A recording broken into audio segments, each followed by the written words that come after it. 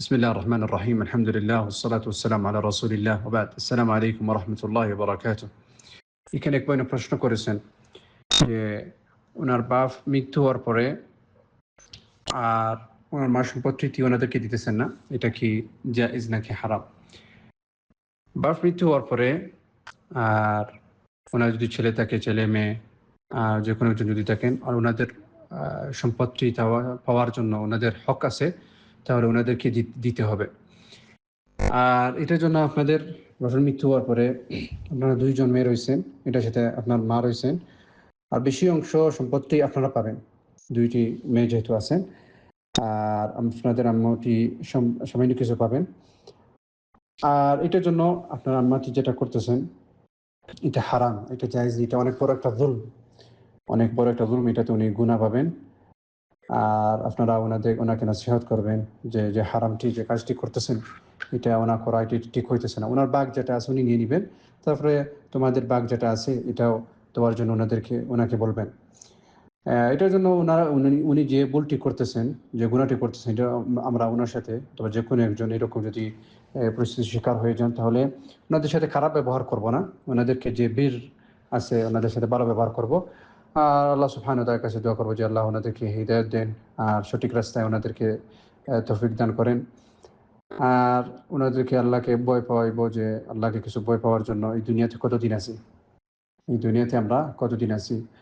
আর যেহেতু আপনাদের এটা হক, সম্পত্তি হল এটা আপনাদের হক, আর আমাদের হক বেশি অংশ, তোমরা দুইটা মেয়ে, এটা তোমরা বেশি পাবা। এটার জন্য তোমরা ওনার সাথে কথা বলি, ওনাকে বলবা যে এই সম্পত্তিতে ভাগ করি, তোমাদের ভাগটি তোমাদেরকে দেওয়ার জন্য। আর উনি যে ভাগটি উনি রাখতেছেন তোমাদেরকে দিতেছেন না, এটা হারাম।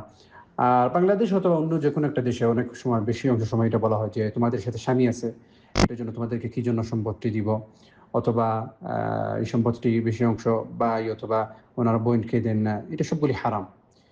ভাই হন অথবা বোন হন অথবা ছেলে মেয়ে, সবাই সম্পত্তি, যতটুকু সম্পত্তি আছে, যতটুকু শরিয়াতে আমাদেরকে বলছে, আমাদের দিনে যতটুকু বলছে, এই সম্পত্তি সবাইকে দিতে হবে। যতটুকু পরিমাণ হয় এই পরিমাণটি, মেয়ে হোক ছেলে হোক, এটা দেখে না।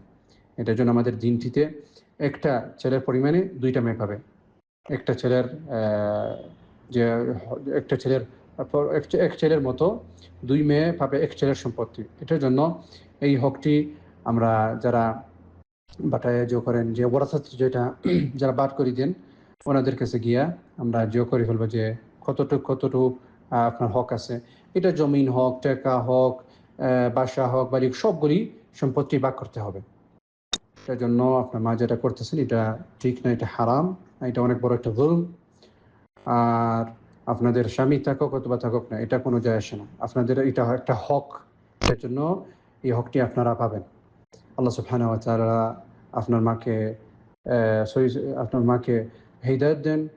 আর আল্লাহ সুবহানাহু ওয়া তাআলা আপনাদেরকে সবাইকে সঠিকভাবে আমল করার জন্য তৌফিক দান করেন। আর আল্লাহ সুবহানাহু ওয়া তাআলা আমাদেরকে সবাইকে নবী সাল্লাল্লাহু আলাইহি ওয়াসাল্লামকে সঠিকভাবে অনুসরণ করার জন্য তৌফিক দান করেন।